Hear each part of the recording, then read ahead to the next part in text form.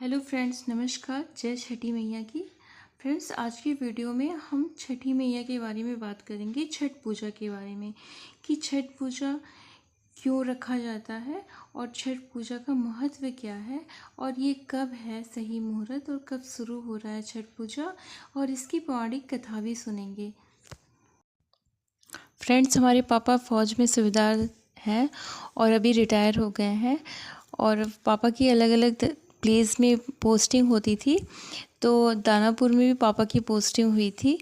तो हम लोग ने देखा था कि छठ पूजा का बहुत बड़ा महत्व है और बहुत ही धूमधाम से ये पर्व मनाया जाता है। गंगा के घाट में इतनी अच्छे से धूमधाम से सजाया जाता है, मेले लगते हैं और हम लोग उसी को देखने बार बार जाते थे। बगल में आंटी लोग व्रत रहती थी तो हम लोग उनके साथ जाते थे और हम लोग मांग मांग के सबसे प्रसाद खाते थे।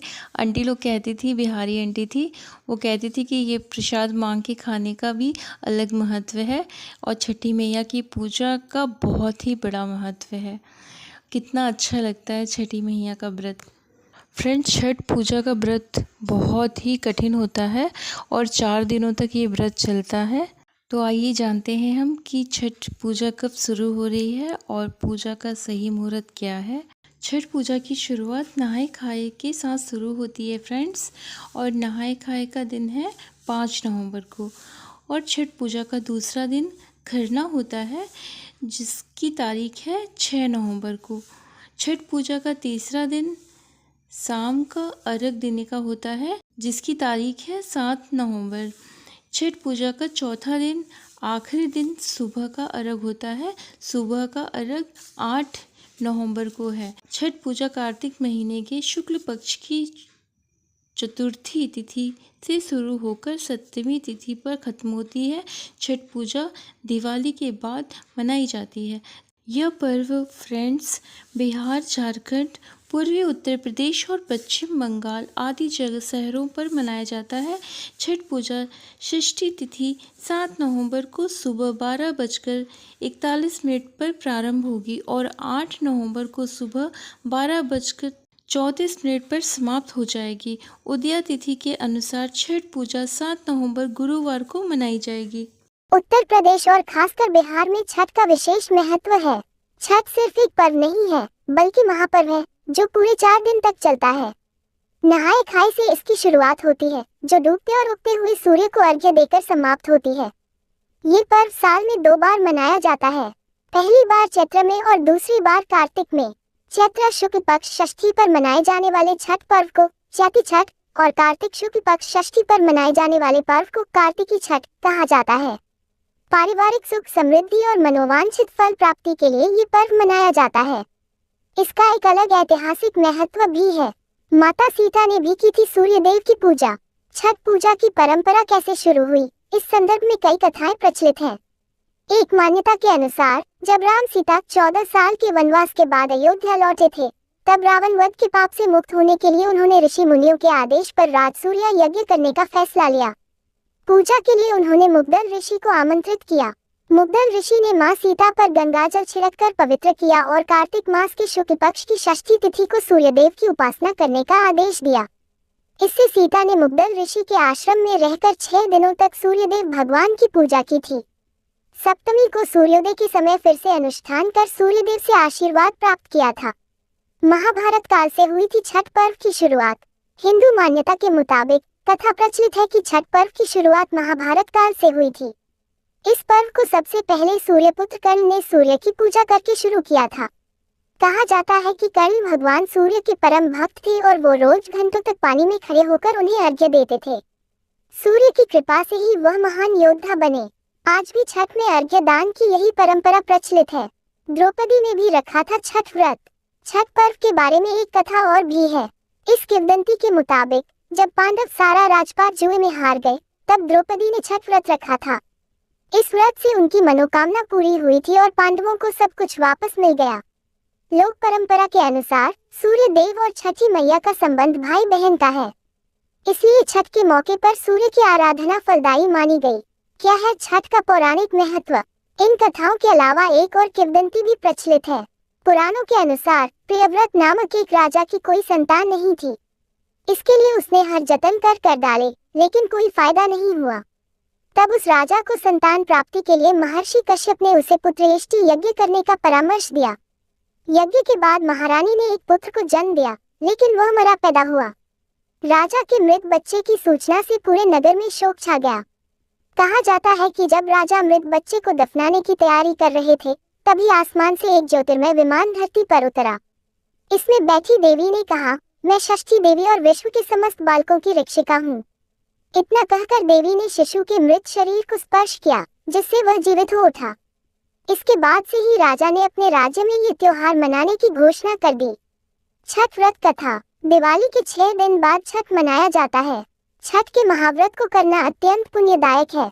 छठ व्रत सबसे महत्वपूर्ण रात्रि कार्तिक शुक्ल षष्ठी तिथि को होता है। सूर्य उपासना का यह महापर्व 4 दिनों तक मनाया जाता है।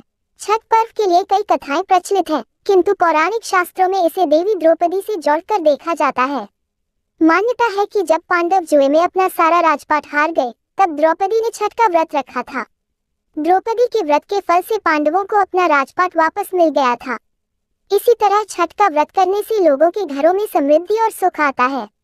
छठ मुख्य रूप से बिहार, झारखंड, उत्तर प्रदेश सहित कई क्षेत्रों में छठ का महत्व है।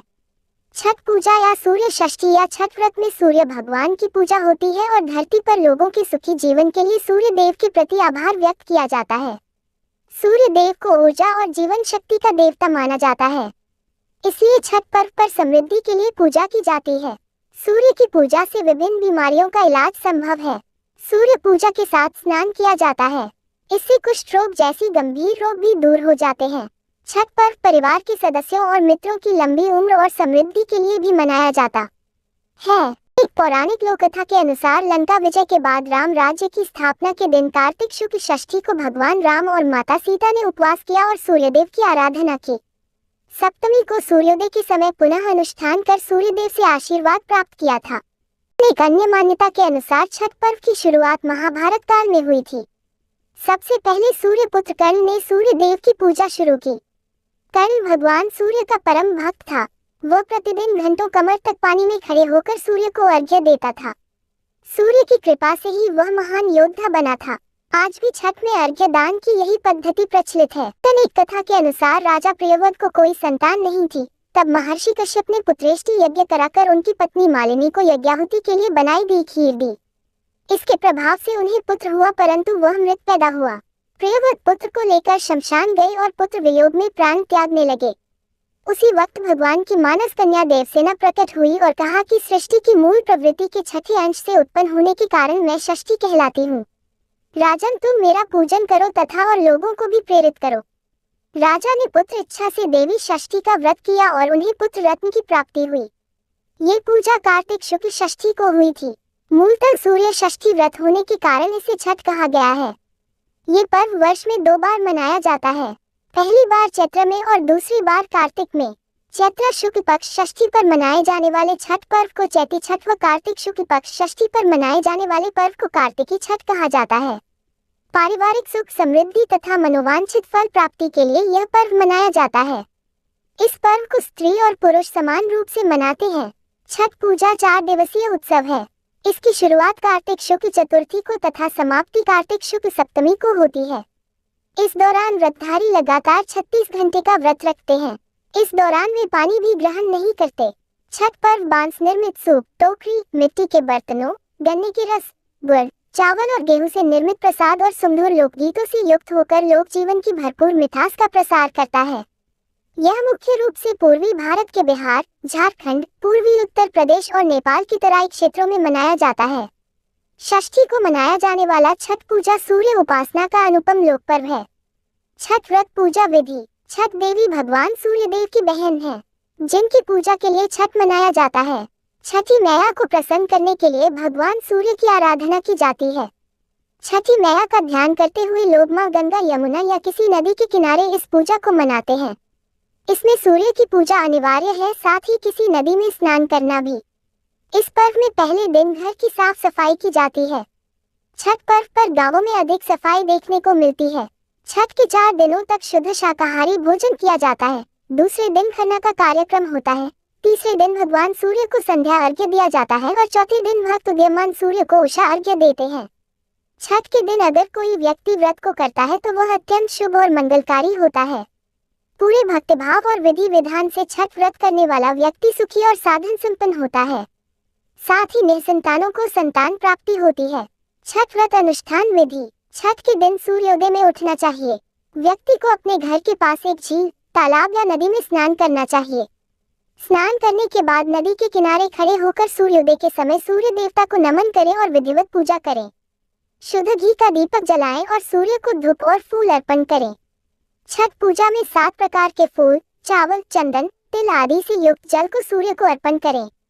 सर झुकाकर प्रार्थना करते हुए ओम ह्रीं सूर्याय नमः, ओम ह्रीं सूर्य आदित्य, ओम ह्रीं सूर्याय सहस्त्र किरणाय मनोवांछित फल देहि देहि स्वाहा या फिर ओम सूर्याय नमः 108 बार बोलें। अपनी सामर्थ्य के अनुसार ब्राह्मणों और गरीबों को भोजन कराएं। गरीब लोगों को कपड़े, भोजन, अनाज आदि का दान करना चाहिए।